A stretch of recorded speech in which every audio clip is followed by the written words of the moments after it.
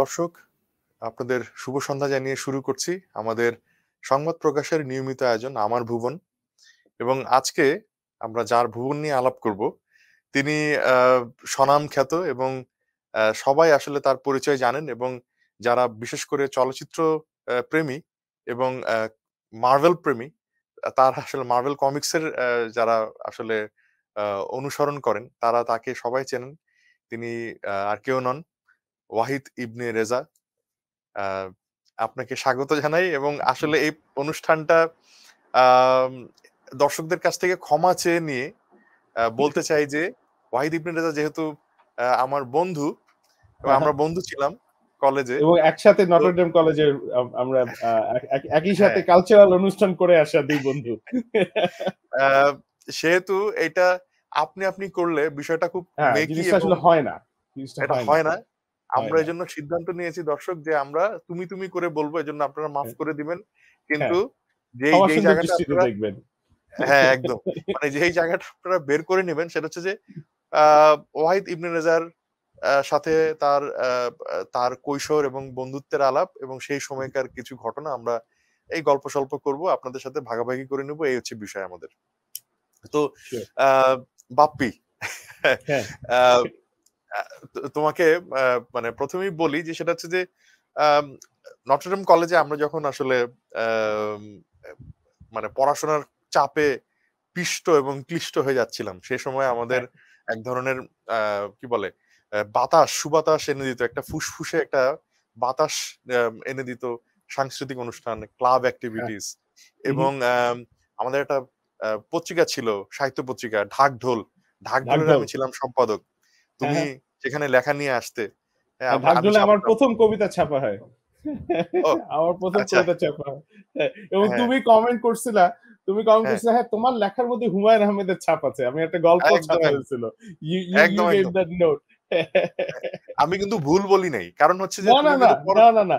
তখন কিন্তু হুমায়ুন স্যারের সঙ্গে আমার কোনো কানেকশনও নাই। মানে nobody না না, knew সে যে আমি I was জানি। ended up going to act for him. So না না, সেটাই বলছি যে আমরা তো হুম, তখন এইচএসসি তে পড়ি, ইন্টারমিডিয়েটে পড়ি, আমরা জানি না। কিন্তু তুমি অনেক বড় ভক্ত ছিল হুমায়ুন আহমেদের, সেটা তোমার হ্যাঁ, লেখার মধ্যে যে ছিল হ্যাঁ, সেটা আমি বলেছিলাম। কিন্তু পরবর্তী সময়ে দেখা গেল তুমি হুমায়ুন আহমেদের কাছাকাছি গেলে এবং হুম, তুমি তার সাহচর্য পেলে, তার হুম, ধারাবাহিক অভিনয় করলে এবং হুম, এবং তার কবিতার বই সম্পর্কে তিনি তোমাকে মন্তব্য দিলেন। তো হুমায়ুন হুম। আহমেদ পর্বটা একটু শুনি তোমার কাছ থেকে।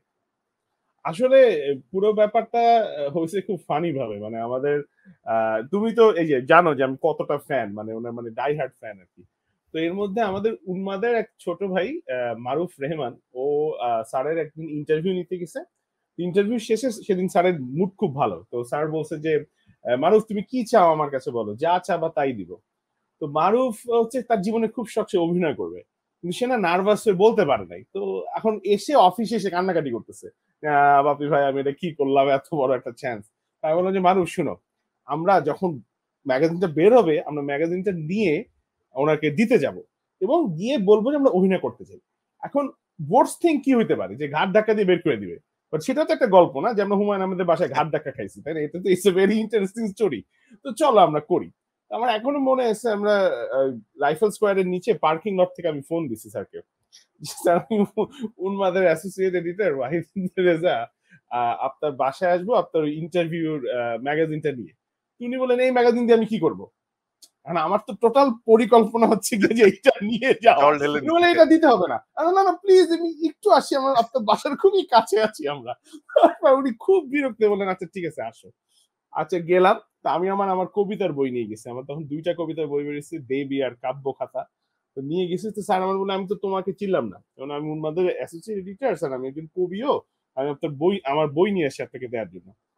উনি বইটা নিলেন, নিয়ে বললেন যে দেবী নামে কিন্তু আমার একটা উপন্যাস আছে। আমি বললাম, হ্যাঁ আমরা জানি। We all know that. তো তারপর কথা হচ্ছে হঠাৎ করে উনি আমাকে বললেন কিছু মনে করো না, তোমাকে একটা কথা বলি। You have a very unique physique. America রাশিয়ায় খুব দেখা যায়, আমাদের দেশে ওরকম দেখা যায় না। তোমাকে যদি আমি একটা নাটকে নেই, চরিত্রে দেই অভিনয়, তুমি অভিনয় করবা? তা আমি তো তখন মারুফকে ভুলে গেছি, মানে আই ডোন্ট, মারুফ কিন্তু আমার পাশে বসা অধিক শোকে পাথর। I don't know. আমি বললাম যে হ্যাঁ আমি অভিনয় করতে পারবো। আমি মঞ্চ নাটক করতাম, মঞ্চ নাটক করি এবং আমি হচ্ছে উন্মাদের হয়ে কিছু কাজ করছি যেটা এখনো টিভিতে আসে নাই, আমার ধারণা পারবো। তো উনি বললো যে বড় ক্যারেক্টার দিব, ভচকা বানাতো। না না ভচকা না। আমি তো বলো যে ঠিক আছে তাহলে কালকে চলে আসো, আমরা নুহাশপল্লিতে যাব। তো পরের দিন গেলাম নুহাশপল্লিতে একসাথে। তো উনি সারা রাত নুহাশপল্লিতে প্রথম একটা ফানি জিনিস ছিল যে অনেক বড় তো নুহাশপল্লি, উনি হেঁটে হেঁটে দেখাচ্ছেন। তা আমি টায়ার্ড হয়ে গেছি হাঁটতে হাঁটতে, আমি তো মোটা মানুষ, আমি তো অত পারি না। তখন উনি আমার দিকে তাকায় বললেন যে তোমার তো আমার এই দেহখানি তুলে ধরো টাইপের অবস্থা। তখন আমার মনে হলো যে oh my God, I am walking with Himu, কারণ এটা তো হিমুর বলার কথা। হিমু সবসময় রবীন্দ্রনাথের লাইন দিয়ে হিউমারটা করে। তো ওই দিন রাতে না সারা রাত ওনার বাসায় আড্ডা হয়েছে, আমি ছিলাম, উনি ছিলেন, আর আরেকজন ভদ্রলোক ছিলেন। তো শিল্প সাহিত্য নিয়ে কথা বলছেন, উনি আমার কবিতা নিয়ে কথা বললেন, আমাকে বললেন জার্মান এক কবির সঙ্গে আমার কবিতার স্টাইলের মিল আছে। তো আমার কাছে না that was all I could ever hope for. মানে এরপর পরের দিন আমার অভিনয় হোক বা না হোক আই ডিডন্ট কেয়ার, মানে আমার যা পাওয়ার ছিল, মানে আমি ওনার 200 বই পড়ছি, উনি আমার 2টা বই পড়ছেন, and I am happy with that. তো পরের দিন যখন আমরা শুটিং এ গেলাম, শুটিং এ ফার্স্ট সিনটা ছিল, মানে ওনার একটা স্টাইল আছে, নতুন যারা কেউ অভিনয় করতে আসতেন, তো উনি হচ্ছে কঠিন ধমক দিতেন। এই ধমক যে পাশ খেয়ে যাবে সে হচ্ছে অভিনয় টিকে যাবে, যে এই ধমক পাশ করতে পারবে না সে টিকবে না। তো আমার সিনটা ছিল ফার্স্ট সিন, একটা গিটার হাতে গান গাইতে হবে, তোমার বাড়ির সামনে ছোট্ট ঘর বানাবো গো, ওই গানটা লিপ করতে হবে। তো উনি অ্যাকশন বলে দিচ্ছেন গান না শোনায়। তা আমি তো লিপ করতে পারি নাই, মিলে নাই। তো উনি আমাকে বললেন এই ছেলে তোমার তো গান লিপ মিটতেছে না। আমরা আশ্চর্য, আমি তো গানটা শুনি নাই, আমাকে গানটা শুনতে দেন আগে। তো দ্য গুড থিং আমার হুমায়ুন আহমেদ স্যার ওয়াজ যে উনি লজিকটা খুব সুন্দর নিতে পারতেন। তিনি বললেন হ্যাঁ তাই তো, এই ওরে গান শোনানোর ব্যবস্থা করো। আমি গান শুনলাম, গান শুনে অন ক্যামেরায় দাঁড়ালাম, ফার্স্ট টেক ওকে ডান। স্যার বললো হ্যাঁ ক্যামেরা চেঞ্জ করো, এই শর্ট ওকে। আশেপাশে সবাই স্তম্ভিত যে এইটা কি, নতুন একটা ছেলে এসছে ফার্স্ট টেকে, সে হুমায়ুন স্যারের কাছ থেকে অ্যাপ্রুভ পেয়ে গেছে। পরে অনেকদিন পর আমাকে হুমায়ুন স্যার নিজে মানে যেটা বলেছিলেন যে আমি খুব অবাক হয়ে দেখলাম যে তুমি খুব নর্মাল, মানে খুব ক্যাজুয়াল ক্যামেরার সামনে খুব সাবলীল ভাবে অভিনয় করছো, আমার তোমাকে নিয়ে আর চিন্তা করতে হলো না, খুঁটিনাটি সাটল জিনিসগুলি ধরা ছাড়া আমার আর চিন্তা করার কিছু লাগলো না। এই জন্য আমি আর কোনো মানে এক টেকে আমার ওকে হয়ে গেছে। তুমি চলে একটা বিগ অনেক বড় একটা পাওয়া টু গেট দ্যাট হ্যাঁ। ভ্যালিডেশন। আমার আর মনে আছে আর আমরা তোমার তোমার তো হ্যাঁ, এমনি তো অভিনয়ের অভিজ্ঞতা ছিল। স্বপ্ন নামে একটা সংগঠন স্বপ্ন করেছিলে মানে নামে আমাদের একটা দল ছিল, স্বপ্ন নর্ডেম একটু থেকে বের হওয়ার সৃজনশীল পরপরই। করতে। হ্যাঁ হ্যাঁ হ্যাঁ হ্যাঁ হ্যাঁ, আমরা মঞ্চ নাটক করতাম মহিলা সমিতিতে, তারপর পাবলিক লাইব্রেরিতে, তারপর নাট মঞ্চে। হ্যাঁ হ্যাঁ, ওইটাই বলছিলাম যে স্যার আমি মঞ্চ নাটক করে আসা তো আমি পারবো। তো আসলে আমার মনে আছে যে 4টা পরপর ঈদের নাটকে অভিনয় করি। তো তারপর উনি আমাকে একটা টেক্সট পাঠান, জাস্ট 2টা শব্দ লেখা গুড জব। টু গেট আচ্ছা, দ্যাট আচ্ছা। Stamp from Humayun Ahmed it's a big deal. আমার কাছে এখন ওই মানে অনেক পুরনো ফ্লিপ ফোনে ওই মেসেজটা আসে, আমার কাছে এখন ওই ফোনটা রাখা আছে জাস্ট ফর দ্যাট মেসেজ। আচ্ছা, আচ্ছা। না সেটা দারুণ অভিজ্ঞতা। এরপর মানে তোমার তো আ তারপর উন্মাদ পর্ব ছিল হুমায়ূন আহমেদের আগে। উন্মাদ হ্যাঁ পর্বে মানে হাসান হাবিব, হুমায়ূন আহমেদের ছোট ভাই। তার সাথে হ্যাঁ, তোমার একটা সখ্যতা। উন্মাদে কিভাবে আসলে ১ম মানে তুমি যুক্ত হলে? উন্মাদের মজার ব্যাপারটা কি জানো, আমি উন্মাদের জন্য যে প্রথম আইডিয়াটা লিখছিলাম সেটা কিন্তু নটরডেম কলেজে ব্যাক বেঞ্চে বসে লেখা। 3টা ও! আইডিয়া লিখছিলাম বিভিন্ন বিভিন্ন রিক্সা চালকের ভ্যারিয়েশন নিয়ে। দেখুন সাথে 174 নম্বর উন্মাদ সংখ্যা যায়। তা আমার উন্মাদের কাজ করার ইচ্ছা অনেক, মানে অনেক দিনের ইচ্ছা। তো উন্মাদের অফিস খুঁজে পাচ্ছিলাম না, অফিস খুঁজে পাচ্ছিলাম না। তো আমার ইন্টারমিডিয়েট যখন জাস্ট পাস করছি, বুয়েটে চান্স পাইছি, কিন্তু আমাদের বুয়েটে ক্লাস শুরু হয়নি। তো তখন বই মেলায় উন্মাদের স্টলের সামনে হুম, হুম, দেখলাম হুম। যে রুমি ভাই বসা, আমাদের হ্যাঁ, হাসান অকাল খুরশিদ প্রয়াত রুমি, হাসান খুরশিদ সাজ্জাদ রুমি, কবির। হ্যাঁ, অকাল প্রয়াত সাজ্জাদ কবির ভাই বসা, কল্লোল ভাই বসা, মিজানুর রহমান কল্লোল। তো জি। আমি ওনাদের সামনে গিয়ে বললাম যে আমি উন্মাদে কাজ করতে চাই, পাঠক ফোরাম টোরাম না, দরকার হলে কাঁধে নিয়ে উন্মাদ বিক্রি করব, কিন্তু উন্মাদে কাজ করব, কি করতে হবে বলেন। তখন উন্মাদে আসলে they are very use to meeting crazy people like this. তো তারা খুবই নর্মাল নিল ব্যাপারটা এবং বলল যে চলে আসেন আপনি। তখন হচ্ছে উন্মাদের অফিস হচ্ছে শাহবাগের বেসমেন্টে, বললো যে ওইখানে আমাদের অফিস, চলে আসেন। তো ভালো কথা। তা আমি গেলাম, তো সেখানে প্রথম হাবিব ভাইয়ের সাথে দেখা হলো, পরিচয় হলো। তো প্রথম দিন আমার মনে আছে যে হাবিব ভাই করছে কি, আমাকে কয়েকটা কাগজ ধরায়, ওই যে উন্মাদের একটা সেগমেন্ট হয় নানান রং, যেটা হচ্ছে বেসিক্যালি দুজন ক্যারেক্টার কথা বলতেছে, ডায়লগ গুলি বসাতে হয়। তিনি আমাকে দিয়ে বললেন যে দেখেন তো আপনার মাথায় কিছু আসে কিনা। আমার না মাথা পুরো ব্ল্যাঙ্ক হয়ে গেল, মানে কিচ্ছু নাই মাথায়, মানে আমি একটা লাইনও দিতে পারলাম না। আমি তখন বললাম যে আমি এটা কি করতেছি, মানে আমার লজ্জায় যে এটা কোনো কথা। তো তো তারপর যেটা হলো যে প্রথম একটা মাস আমি কিছুই করি না, আমি যেতাম, বসে থাকতাম এবং শুনতাম সবার কথা, মানে ইনপুট নিতাম। দেন আমি আইডিয়া দিই এবং একসাথে ৩টা আইডিয়া যায় উন্মাদে, যেটা হাবিব ভাই আঁকেন। তো এবং যেটা আমার জন্য খুবই বড় একটা পাওয়া ছিল। পরে আস্তে আস্তে আমি উন্মাদের অ্যাসিস্ট্যান্ট এডিটর হই, পরে অ্যাসোসিয়েট এডিটর হই। এখন হচ্ছে আমি গত ১১ বছর ধরে ফরেন করেসপন্ডেন্ট। কারণ হচ্ছে আমি যখন বাংলাদেশ ছেড়ে চলে যাই কানাডায়, তো স্বাভাবিকভাবে আমার নামটা বাদ গেছে, অন্য একজন আসছে অ্যাসোসিয়েট এডিটর হিসেবে। তো আমি কানাডা থেকে হাবিব ভাইকে ফোন করছি কানতে কানতে, হাবিব ভাই একটা কথা, আপনি আমার নামটা বাদ দিয়ে দিলেন। হাবিব ভাই বলে কোনো অসুবিধা নেই, যাও তোমার ফরেস্ট করেসপন্ডেন্ট বানাই দিচ্ছি। তো আমি এখন উন্মাদের foreign correspondent. So that's how বাহ! I'm still a উন্মাদ আর কি। Once a উন্মাদ, you're always a উন্মাদ। না এখন তুমি মানে তুমি শুধু এটা না, এই যে লেখালেখি সাথে যুক্ত হয়েছে প্রথমে, তারপর এই উন্মাদের এই যে কি বলে এটা আইডিয়া জেনারেট করার একজন one of the important persons তুমি, হ্যাঁ। তারপর হচ্ছে আহ, ইয়ে করেছো, হুমায়ুন আহমেদের নাটকে অভিনয় করেছো, হ্যাঁ, আবার মডেলিং এও করেছো। মডেলিং করছি, আমি হ্যাঁ। আহ, এবং তোমার ওই মডেলিংটা ওই যে দাঁত দিয়ে কাঁটা চামচ চামচ খেয়ে ভেঙে ফেলার। ফেলার যে বিজ্ঞাপন, সেটা খুব বিখ্যাত হয়। সেটা খুবই তো বিখ্যাত, হ্যাঁ। মোস্তফা আমার সরোয়ার চেহারা ফারুকী, বিলবোর্ড হয়ে যায়। হ্যাঁ মোস্তফা সরোয়ার ফারুকী তোমাকে খুঁজে পেলো কি করে? ওইটা ছিল, আমি তো তখন বিজ্ঞাপনে কাজ করতাম কপিরাইটার হিসেবে। তো আচ্ছা। ক্যারেট কমিউনিকেশনে কাজ করতাম। তো তখন ফারুকী ভাইদের সাথে কাজ হইতো।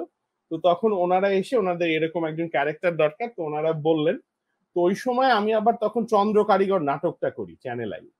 তো ওই হুম হুম চন্দ্র হুম। কারিগর নাটকে উনি আমাকে দেখে ওনার পছন্দ হয়েছিলেন। তো তারপর আবার ক্যারেটে এসে পরিচয় হয়। তো তখন হি কাস্টেড মি। তো আমার আবার তখন ওই ওই অ্যাক্ট করার জন্য শেভ করতে হয়, কিন্তু নাটকে আবার চুলে মানে দাড়ি।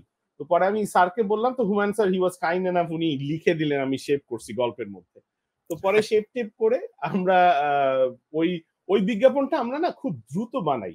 মানে ওই ওই হচ্ছে প্রথম আমার সাথে খুব ক্লোজলি কাজ করা ফারুকী ভাইয়ের সঙ্গে। ওনার টিমটা এত এফিশিয়েন্ট ছিল, এবং মজার ব্যাপার কি ওই সময় অ্যাসিস্ট্যান্ট ডিরেক্টর ছিল আদনান আল রাজীব ভাই, হুমায়ুন সাধু ভাই, আহারে অকাল প্রয়াত হুমায়ুন সাধু ভাই ছিলেন।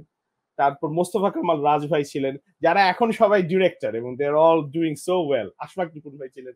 তো আমার এটা খুব ভাবতে ভালো লাগে। তো পরে যেটা হলো, আমরা ২টা বিজ্ঞাপন করছিলাম, একটা হচ্ছে কাঁটা চামচ খেয়ে ফেলা, আর একটা হচ্ছে কুকুরের সাথে কথা বলতেছি আমি। তো কুকুরের সাথে যখন কথা বলতেছি, তো আমি ফারুকী ভাইরে বললাম যে, ফারুকী ভাই আমি কিন্তু কুকুর খুব ভয় পাই। উনি বললো আমিও কুকুর খুব ভয় পাই। তো পরে দেখা গেল যে কুকুরটা আসলে খুবই নিরীহ টাইপের কুকুর, এবং হি অ্যাক্টেড সো ওয়েল, মানে ওরে যেখানে পয়েন্ট দিছে সে কিভাবে যেখানে ওই পয়েন্টে গিয়ে বসছে একদম ফোকাসে টোকাসে। আমরা ২টা শুটিং হাফ বেলা করে ২ দিনই শুটিং শেষ। এবং তারপর যখন বের হলো বিজ্ঞাপনটা, বিশেষ করে কাঁটা চামচেরটা, ও মাই গড, বিলবোর্ড টিলবোর্ড হয়ে হোয়াইট প্লাসে সেল টেল নাকি বেড়ে গেছিল। So it was a pretty interesting experience. এই মজার কথা কি, আমার বাসায় এখনো স্টিকারটা লাগানো আছে একটা আলমারিতে। আমাদের বাসায় একটা নতুন ছেলে ও কাজ করে। ও বিশ্বাসই করতে চাচ্ছে না এটা আমি। হ্যাঁ ভাইয়া, এটা আপনার না। আমি বললাম, "এটা আমি।" না আমি দর্শকদের সাথে একটু ভাগাভাগি করে নিতে চাই। এই যে ওয়াহিদ ইবনে রেজার প্রথম বিজ্ঞাপনের কাজ কিন্তু আমার সাথে। Yes, yes. সেটা বর্ষার ছিল বইমেলা।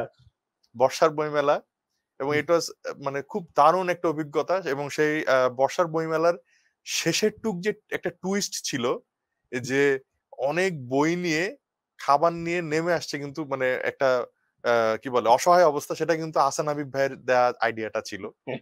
হ্যাঁ, এবং এটা একটা দারুণ একটা মানে পিকনিক পিকনিক মুডে আমরা করেছিলাম এই হ্যাঁ, ঢাকা শহরের শপিং কমপ্লেক্সে। তো হ্যাঁ। বাপ্পি, জানতে চাইছি যে তোমার তো দেশে এক ধরনের এই সাংস্কৃতিক অঙ্গনে জড়িত থাকার ব্যাপার ছিল। তুমি নাটক হুম, করেছো, লেখালেখি এবং সবকিছু মিলিয়ে। হুম। এরপরে তুমি কানাডাতে গেলে এবং পড়াশোনা করলে। সেখানে এরপরে যেন আরেকটা অধ্যায় তোমার শুরু হলো, যে অধ্যায়টা হ্যাঁ, সেকেন্ড আ চ্যাপ্টার, হ্যাঁ। একেবারেই কি বলবো আন্তর্জাতিক পর্যায়ে আমরা যে হ্যাঁ। এখন মার্ভেল কমিক্স দেখি বা যে সমস্ত চলচ্চিত্র দেখছি, মার্ভেল কমিক্স ছাড়াও আরো অন্যান্য চলচ্চিত্র তোমার বা অংশগ্রহণ আছে সেখানে। তো হুম। এইটা নিয়ে যদি ছোট করে কিছু বলতে, কি করে শুরু হলো? আর ঠিক এখন কি কাজ করছো? শিওর। আসলে আমার যেটা হলো যে, আমি যখন দেখলাম যে by the time I was mid 20s, I already মানে আমার নিজের, আমি তখন লিড হুমায়ুন স্যারের একটা সিরিজে, আমার নিজের লেখা ধারাবাহিক নাটক যাচ্ছে, আমার টিভি অনুষ্ঠান, আমি বিবিসি বাজে আছি, আমি তখন কপি হেড গ্রে অ্যাডভার্টাইজিং এর। তো আমার কাছে মনে হলো যে আমি সিলিং এ পৌঁছে গেছি, এবং আমি I really wanted to work in Hollywood films. তো তখন আমি স্কুলে অ্যাপ্লাই করা শুরু করলাম। তো প্রথম যে স্কুলটা আলটিমেটলি আমি যাই সেটা হচ্ছে ইউনিভার্সিটি অফ ব্রিটিশ কলাম্বিয়া। এটা হচ্ছে ভ্যানকুভার কানাডার। তো ভ্যানকুভারে যাওয়ার কারণ হচ্ছে ওটাকে হলিউড নর্থ বলে। টিউশন ফিটা কম কম্পেয়ার টু আমেরিকান ইউনিভার্সিটি। আর তিন হচ্ছে কি যে ওইখানে ম্যাগাইভার আর এক্স ফাইলস এর শুট হয়েছিল, যেটা হচ্ছে আমার চাইল্ডহুড ফেভারিট শো। তো আচ্ছা ঠিক আছে, ওই শহরে যাওয়া যায়। তো ওইখানে যখন গেলাম, যাওয়ার পর আই ডিড ওয়েল। মানে আমি কিন্তু ধরো আমি তো বুয়েটে মেকানিক্যালি ছিলাম, মানে আমি খুব ভালো স্টুডেন্ট ছিলাম না, আই ওয়াজ এভারেজ স্টুডেন্ট এট বুয়েট।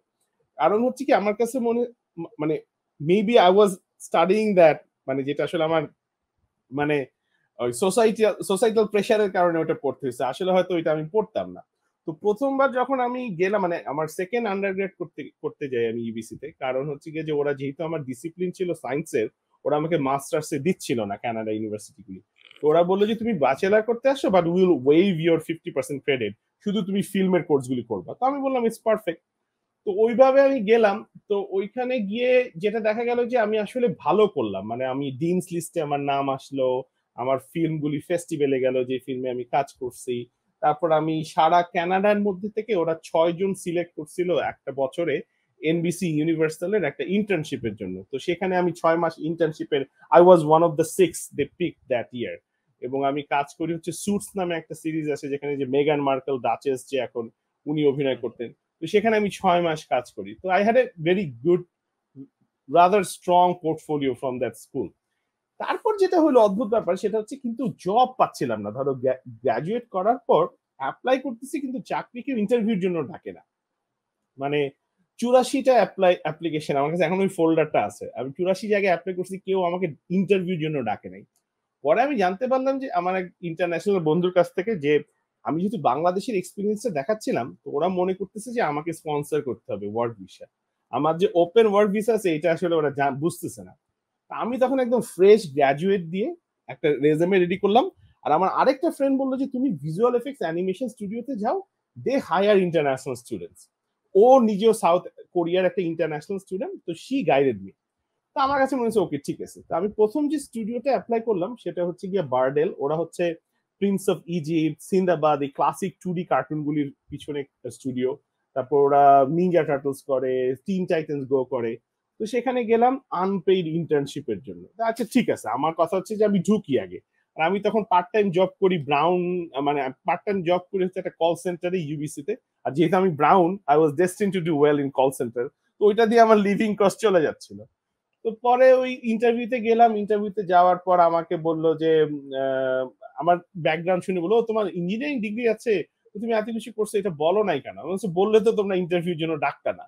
তখন বললো যে হ্যাঁ ট্রু, আমরা হয়তো তখন মনে করতাম যে তোমার ওয়ার্ক পারমিট নাই।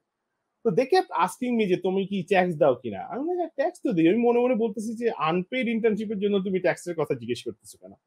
তো মজার কথা হচ্ছে সকাল 11টা ইন্টারভিউ হলো, দুপুর 2টা বাজে ফোন দিয়ে ওরা আমাকে অফার করলো পেইড জবে। তো খুবই চমৎকার অপরচুনিটি, প্রোডাকশন অ্যাসিস্ট্যান্ট। এবং মানে ওই যে ফুড ফরমাস খাতার লোক আর কি। ধরো কফি বানাইতে হবে, ময়লা ফেলতে হবে, ডিশ লোড আনলোড করতে হবে, তো কোনো সমস্যা নেই। বেশ 300 জনের একটা বড় স্টুডিও। তো আমাকে আমার ম্যানেজার বললো যে তুমি আসলে এই কাজ করতে করতে তোমার দুপুর 12টা বেজে যাবে, তারপর আমরা তোমার অন্য কিছু অ্যাসাইনমেন্ট দিব। আমি করলাম কি, 10টার মধ্যে সব কাজ শেষ, 9টায় শুরু করে 1 ঘন্টার মধ্যে সব কাজ শেষ। তো ওরা তো অবাক, যে তোমার তোমার হাতে কোনো কাজ নাই? বললাম না, আরো কাজ দাও। তো এখন তো বসায় তো আমার খাওয়াবে না। তো তখন ওনা আমাকে একটা জিনিস শেখালো যে দেখো 2D অ্যানিমেশনের ব্যাকগ্রাউন্ডকে এভাবে প্রসেস করতে হয়, তুমি কি এটা আমাদের হেল্প করতে পারো কিনা? It's a technical thing, not an artistic thing. তাহলে হ্যাঁ আমি করতে পারবো। বললো যে ঘন্টায় 10টা করে করতে পারলে you should be good enough. আমি ঘন্টায় 26টা করে ফেললাম। তো ওরা তখন বললো যে আরে এর তো কাজের ছেলে, মানে কফি বানানোর লোক পাওয়া যাবে কিন্তু ঘন্টায় 26টা করানোর তো লোক পাওয়া যাবে না। তো I ended up taking a lot of responsibility. ওইখানে আমি আউটসোর্সিং এর স্টুডিওর কাছে ম্যাটেরিয়াল পাঠানো, ম্যাটেরিয়াল ডাউনলোড করা থেকে শুরু করে ফ্রিল্যান্স আর্টিস্টদের হায়ার করা, তাদের করা, তাদের পে চেক অ্যাপ্রুভ করা, কাজ অ্যাসাইন করা থেকে শুরু করে প্রচুর কাজ করলাম। এবং আমি কাজ করলাম তখন রিক অ্যান্ড মর্টি নামে একটা সিরিজ, যেটা এখন খুবই বিখ্যাত, মাল্টিপল টাইম এমি পাওয়া। ওইটার সিজন 1-এ আমি প্রোডাকশন অ্যাসিস্ট্যান্ট হিসেবে কাজ করলাম। তো ওই that was the first break and that's how it all started. তারপর আস্তে আস্তে তারপরে গেলাম ভিজুয়াল এফেক্টসে। মানে আমার রিক এন্ড মর্টির কাজ শেষ হওয়ার পর ওনা আমাকে অফার করলো প্রোডাকশন কোঅর্ডিনেটর রোল। এবং বলল যে পুস ইন দ্য বুটস একটা সিরিজ হবে ড্রিমওয়ার্কস এর, সেইটায় কাজ করার কথা। আমি পুস ইন দ্য বুটস এর মুভিটা আমার অতটা ভালো লাগে নাই, সেই জন্য I wasn't quite sure about working for the series. তো তখন একটা জায়গায় ইন্টারভিউ দিতে গেলাম, মুভিং পিকচার্স কোম্পানি, ওদের স্টুডিওটার নাম, ওরা হচ্ছে লাইফ অফ পায়ের জন্য অস্কার পাওয়া। তো আমি গেলাম, তো আমাকে বলতেছে যে আমাদের তো খুব বড় কোম্পানি, তুমি কোথা থেকে আসছো অরিজিনালি? আমি বলছি আমি বাংলাদেশ থেকে আসছি। ও বললো যে হ্যাঁ, we have a office in Bangladesh. আমি বললাম no no, you have a office in Bangalore, that's India, that's the country next door. তো ওরা তখন একটু অপ্রস্তুত হয়ে গেল যে না না, সরি সরি। না না, সরি বলার কিছু নাই, Bangalore is very close, I can see it from my balcony. এইটা বললাম, এই তুমি হাসতেছো, ওরাও হেসে দিল। হেসে দিয়ে offered me the role, asset and environment ডিপার্টমেন্টের কোঅর্ডিনেটর। এবং ফার্স্ট শো আমাকে বললো যে গেম অফ থ্রোনস এ তুমি কাজ করবা, have you heard of it? আমি বললাম যে yes, I have heard of Game of Thrones. তো সেখান থেকেই শুরু, তারপর একটার পর একটা, ডিসির ব্যাটম্যান ভার্সেস সুপারম্যান থেকে মার্ভেলের Civil War, Doctor Strange, Guardians 2, এবং এখন স্পাইডারম্যান নো ওয়ে হোম। এই তো, দ্যাটস দ্য দারুণ। জার্নি। মানে আরেকটা বিষয়, অ্যানিমেশন নিয়ে তুমি একটা কাজ করছিলে, সেটা হচ্ছে যে সার্ভাইভিং 71। এবং আরেকটা কার্টুন ছিল, 2D কার্টুন, চাচা বাহিনীর আজব কাহিনী। হুম। মানে সব দুটোই বোধহয় মুক্তিযুদ্ধকে নিয়ে, মুক্তিযুদ্ধকে কেন্দ্র না করে। না না, চাচা বাহিনী আজব সার্ভাইভিং কাহিনী ছিল, 71 হচ্ছে মুক্তিযুদ্ধের। সার্ভাইভিং 71 হচ্ছে মুক্তিযুদ্ধ নিয়ে, হ্যাঁ। চাচা বাহিনী আর আজব কাহিনী ছিল একটা 3D বাচ্চাদের জন্য একটা সিরিজ, যেটা আমরা করতে আচ্ছা, চাচ্ছিলাম। তো আচ্ছা। ওইটা আমরা বেশ কয়েকটা পর্ব করি, ওটা আসলে আমাদের বিনিয়োগের অভাবে জিনিসটা ঝুলে আছে, জিনিসটা আমরা কোথাও দিতে পারছি না, কারণ animation can be very costly medium. তো এটা আসলে আমরা একদম। অনেক সময় বুঝতে চাই না যে অ্যানিমেশন কেন এতটা কস্টলি হয়। আর সার্ভাইভিং 71টা যেটা হচ্ছে কি যে মুক্তিযুদ্ধ নিয়ে একটা অ্যানিমেটেড শর্ট ফিল্ম, এটা 2D একটা অ্যানিমেটেড শর্ট ফিল্ম। তা আমার গোলটা হচ্ছে গিয়ে যে আমি এই শর্ট ফিল্মটা বানিয়ে যদি ফেস্টিভ্যালে ভালো করে, গ্রহণযোগ্যতা পায়, ক্রিটিক এবং অডিয়েন্সের গ্রহণযোগ্যতা পায়, তাহলে আমি সেটি দেখিয়ে আমি একটা ফিচার ফিল্মের জন্য অথবা একটা লিমিটেড সিরিজের জন্য আমি ফান্ডিং অ্যাপ্লাই করবো। সো দ্যাটস দ্য গোল। তো আচ্ছা। সার্ভাইভিং 71-এ আমরা, মানে আমি, মানে আসলে একটা যুদ্ধের গল্প তো একটা ফিল্মে বলা সম্ভব না, কিন্তু আমি যেটা করতে চেয়েছি সেটা হচ্ছে গিয়ে যে কি কিছু পয়েন্ট দেখাতে চেয়েছি, মাইনরিটির উপর যে আমাদের অত্যাচার হয়েছিল, নারীদের উপর যে অত্যাচার হয়েছিল সেটা দেখিয়েছি।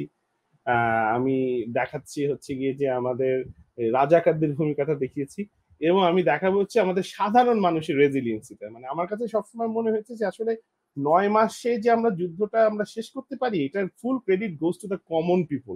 কারণ mass people 99.99% was behind, you know, behind this মুক্তিযুদ্ধ, মানে সবাই এর পিছনে ছিল। এই এই এই এই- এই সাধারণ মানুষগুলির কথা কিন্তু আমরা জানি না। মানে এই প্রথম এই আইডিয়াটা আমার মাথায় এসেছে, আমার বাবা মুক্তিযোদ্ধা ছিলেন, একদম সাধারণ একজন মুক্তিযোদ্ধা। তো তিনি ধরা পড়ছিলেন, হাত বাঁধা, চোখ বাঁধা, তাদের মুভিং ট্রেনে নিয়ে যাচ্ছে, তো গুলি করে চলন্ত ট্রেন থেকে লাঠি দিয়ে ফেলে দিচ্ছে। আমার বাবার টার্ন যখন আসে তখন ওরা রিলোড করতেছিল, ওদের গুলি শেষ হয়ে গেছে। আমার বাবা শুনতে পায় যে পানি যাচ্ছে, তো সে খুব ভালো সাঁতারু ছিল, তো সে লাফ দেয়, লাফ দিয়ে বেঁচে যায়। তো আমার কাছে তখন মনে হচ্ছে যে সাচ এ সিনেম্যাটিক স্টোরি, এবং এটা হচ্ছে একদম কমন একটা মানুষের স্টোরি। এরকম তো হাজার হাজার ব্যাপার আছে। তো I wanted to show that. এবং আমি, তুমি যদি ট্রেলারটা দেখো, আই ট্রাই টু আমি পোর্ট্রে দেখেছি। ইট ইন এ ভেরি ফ্যান্টাস্টিক্যাল ম্যানারে আমি জিনিসটা করেছি। একদম।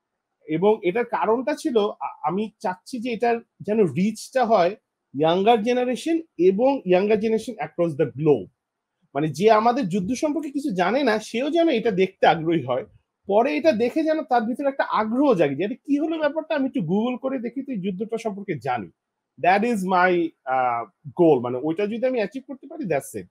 এর বেশি আসলে আর চাওয়া পাওয়ার কিছু নাই, বাকিটা পরেরটা পরে দেখা যাবে। সো আমরা সেটাই আসলে মানে কোভিড এর জন্য আমাদের কাজটা একটু পিছিয়ে গেছে, আমরা আবার শুরু করছি। আমি নিজেও অন্যান্য কাজে, যে স্পাইডারম্যান করতে গিয়ে খুবই ব্যস্ত হয়ে গেছিলাম, সত্যি কথা, 12-14 ঘন্টা করে কাজ করতাম।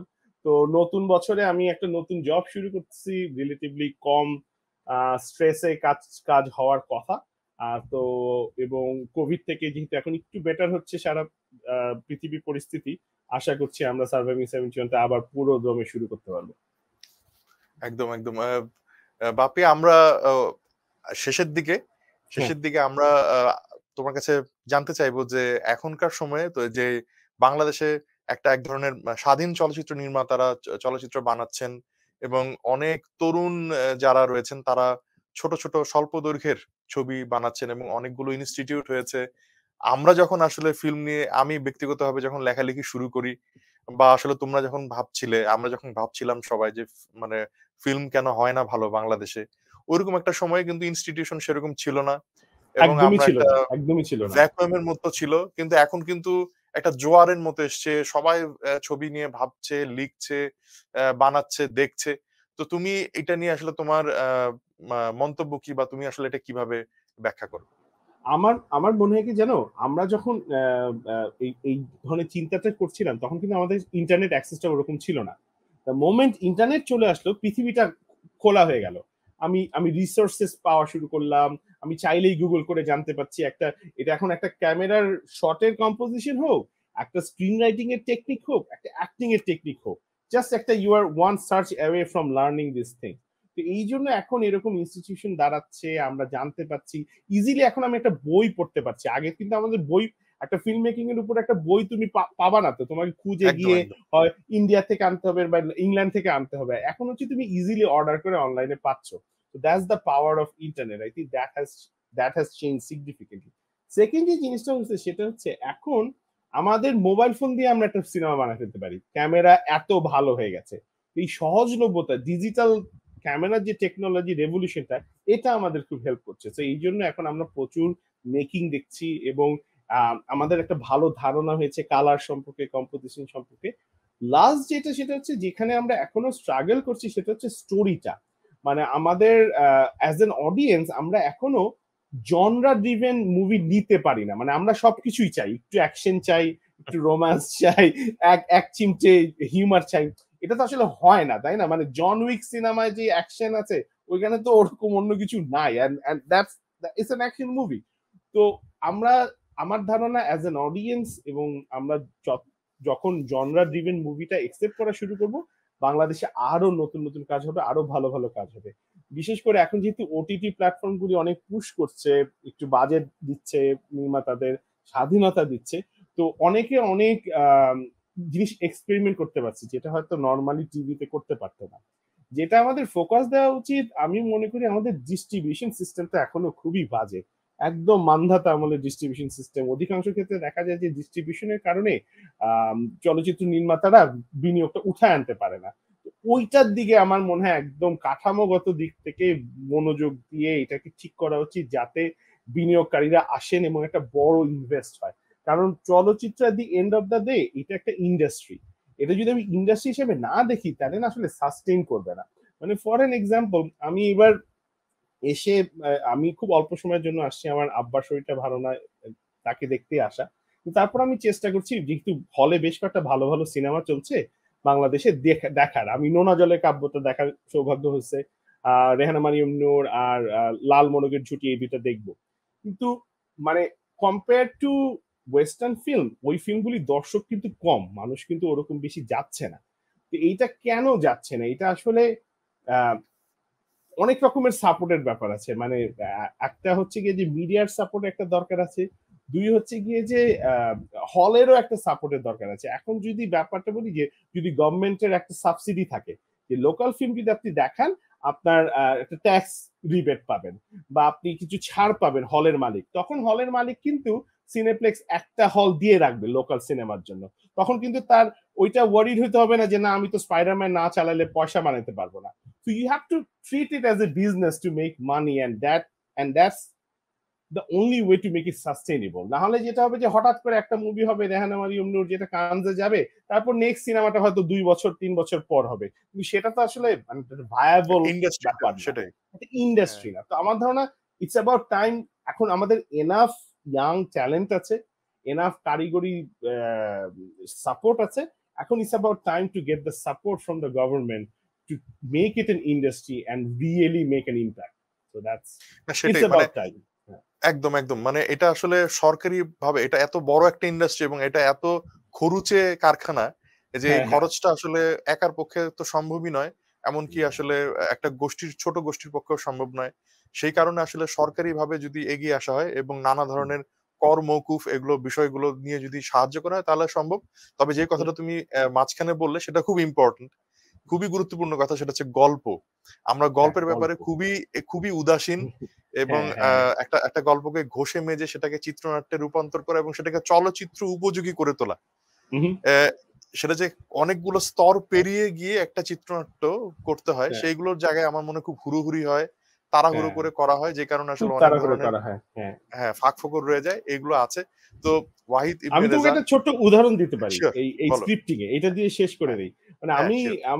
আমার জীবনের গোল হচ্ছে আমি ওয়েস্টার্ন ওয়ার্লড এর রাইটার হিসেবে কাজ করব। স্ক্রিন রাইটার হিসেবে। That's the goal, ultimate goal. তো গত বছর মানে এই বছর আমি ১ম লেখা শুরু করি। ওখানে একটা বাচ্চাদের জন্য আমি একটা সিরিজে ৩ টা পর্ব লিখেছি।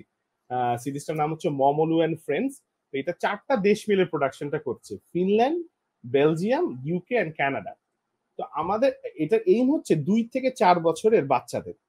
তা আমি ৩ টা পর্ব লিখি এবং প্রত্যেকটা পর্ব এই ৪ টা দেশের কনসালটেন্টকে অ্যাপ্রুভ করতে হয়েছে।